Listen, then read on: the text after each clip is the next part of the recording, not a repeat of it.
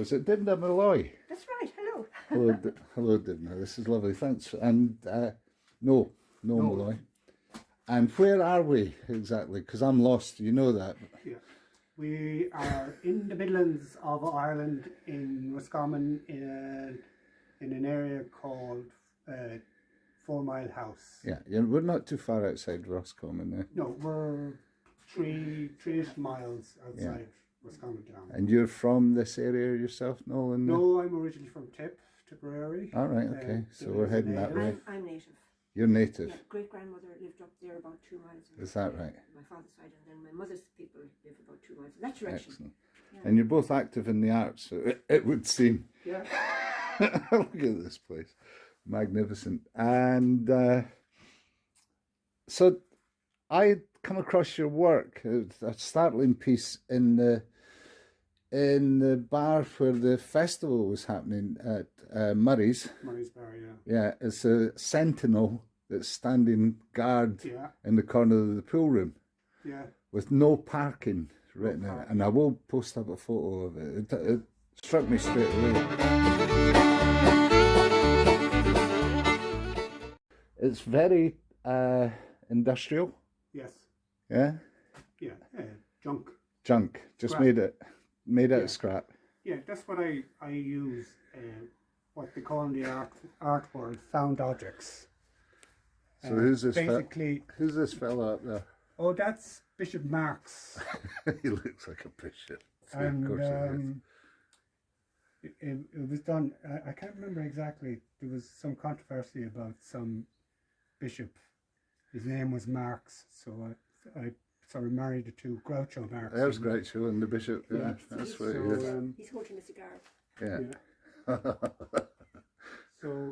So there is no sanity clause. That's one of his. Yeah. What's happening Rob, there? do you see the tree over there? No. The number 3. Oh, the 3. I was looking for a tree. Calls it his Christmas That's tree. It's my Christmas tree.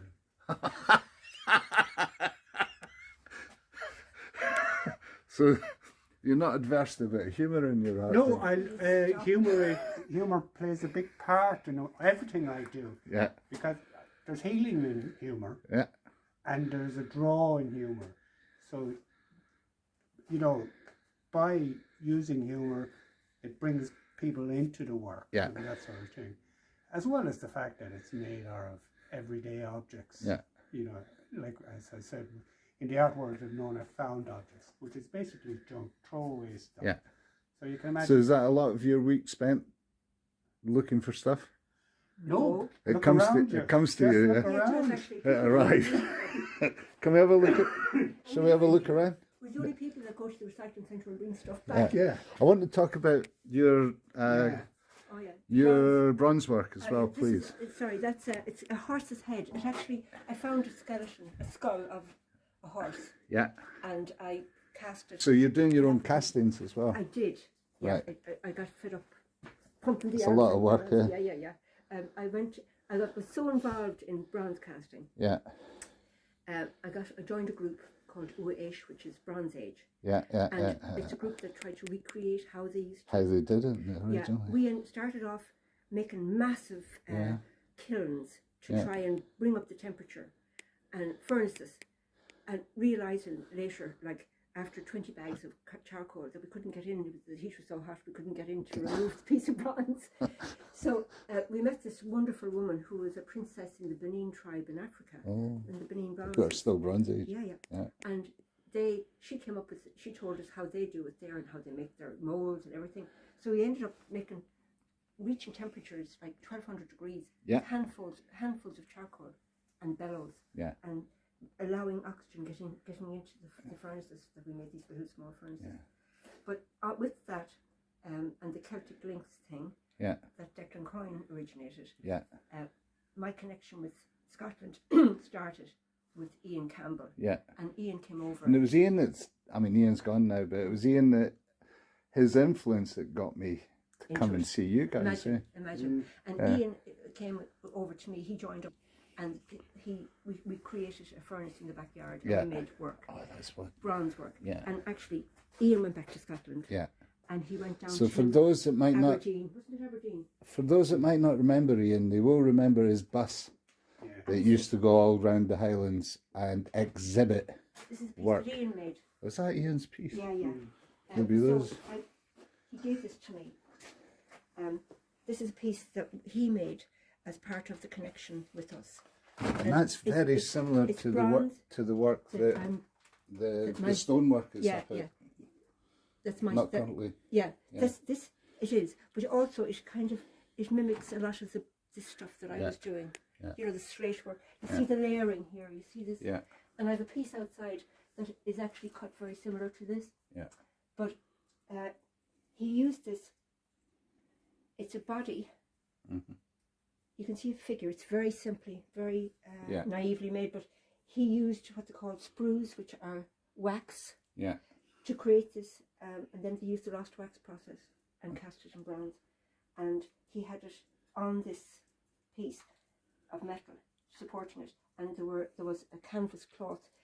You know, the way he was very theatrical. You know, the way he used to do sets and stuff like that. He used this piece of canvas.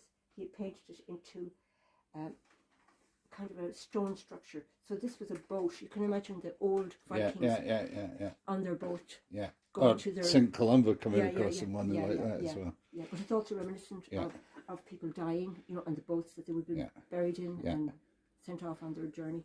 So this is fascinating. We are exploring the links really that were forged between the artists in Roscommon and the artists in Ross and Cromarty. That's right.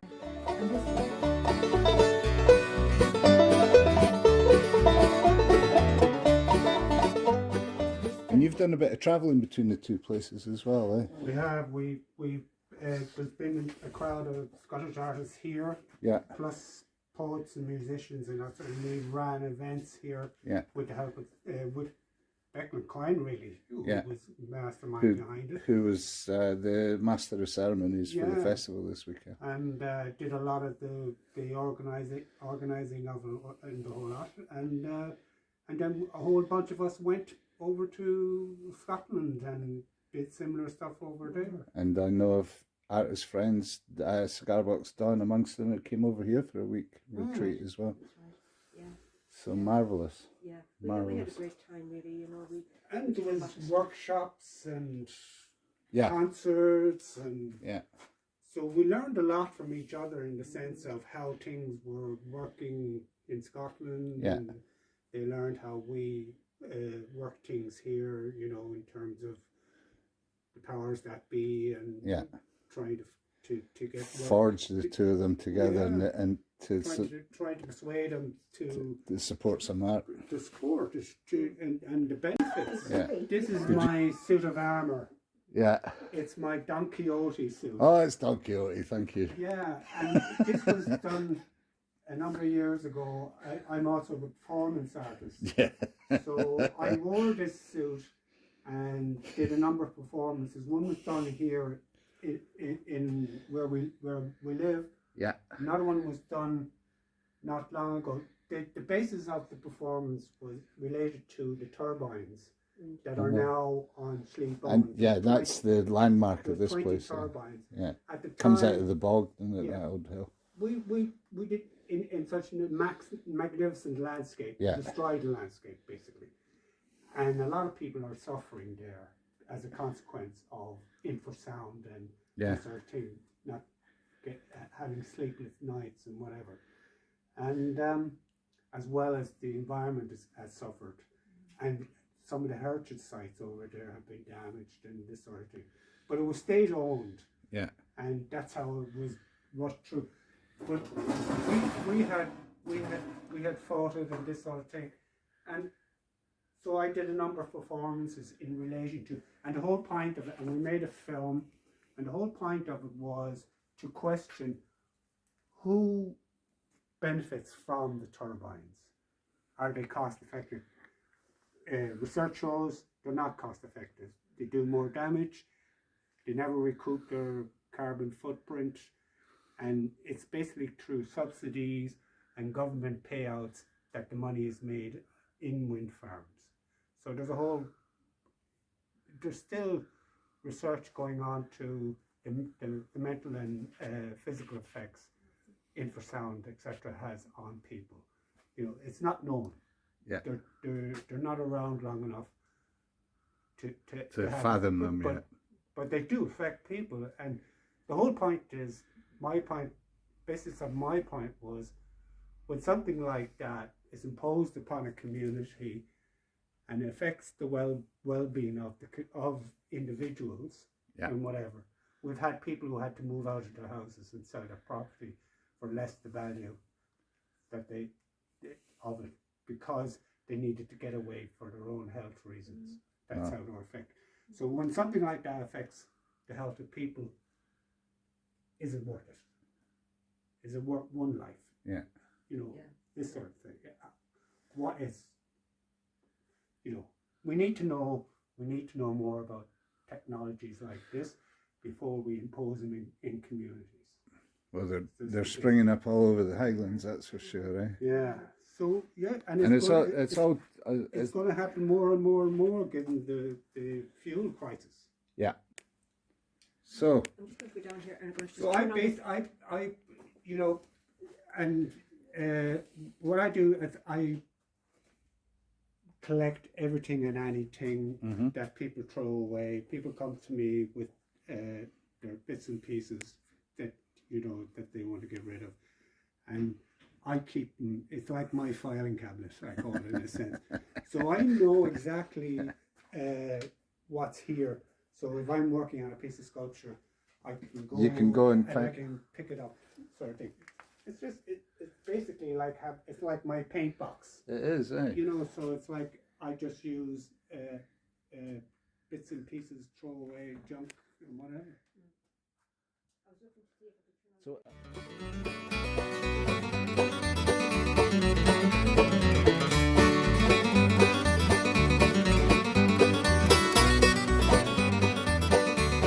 What are you working on at the moment? No. The moment you see in front of you here, right, in these trays here and that sort of thing, and on the table, all this stuff came from the Eglinton Canal, which is in Galway. Okay. So I'm working with a university in Williamsburg, William and Mary University in Williamsburg.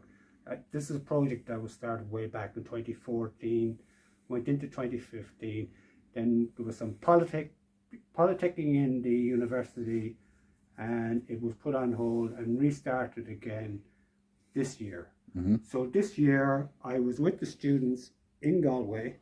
They were based out of Galway University, and they went and trawled the canal and came up with all of this stuff. That's wonderful. So all of this stuff that you see here, I have in mind, and I've been working on it for the last while. These are all eventually going to be pieces of sculpture. So a lot of it you won't recognize as what they are at the moment, like the truck or the ball or junk, whatever, and they'll become pieces of sculpture. So all in all, I reckon that I'll make about 7 pieces of sculpture. Do you have them in your head yet? I have them all. I have a copybook inside, and I have. So I've been working on. Do you sketch them out before you start building? I do a lot of take a lot of notes, do a lot of research, do a lot of thumbnails.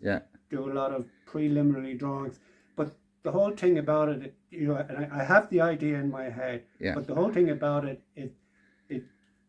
9 times out of 10, it doesn't turn out to be what I originally planned. Isn't that always the way with everything, though? Yeah, and that's the exciting thing about it, like, because what's the point in doing something that you already know?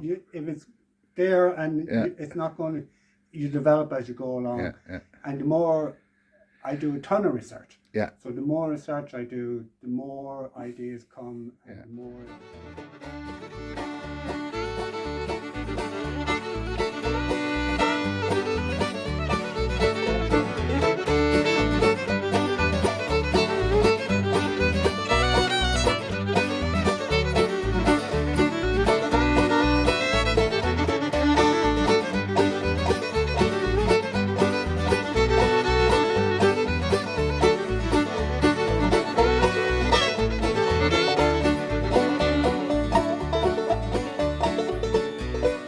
fascinating story. Is there somewhere to see your work exhibited at the moment?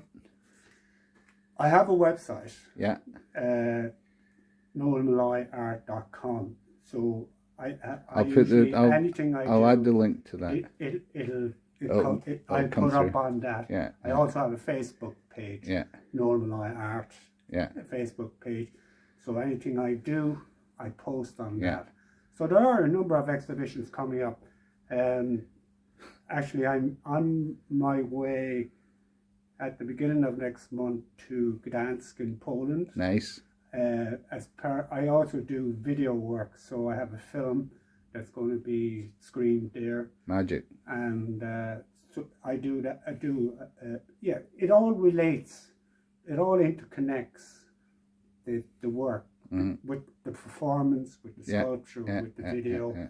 They're all interrelated and they all feed off each other. So and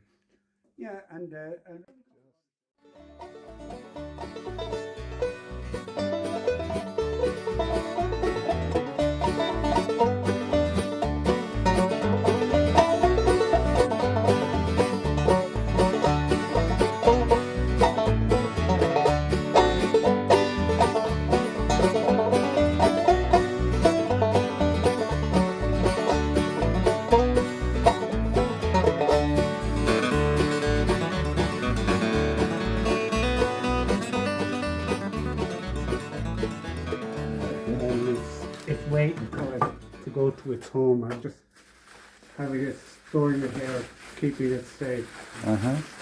And it's a portrait of an aunt of Dympna's, aunt and uncle. Oh, Dympna. Yeah. This is.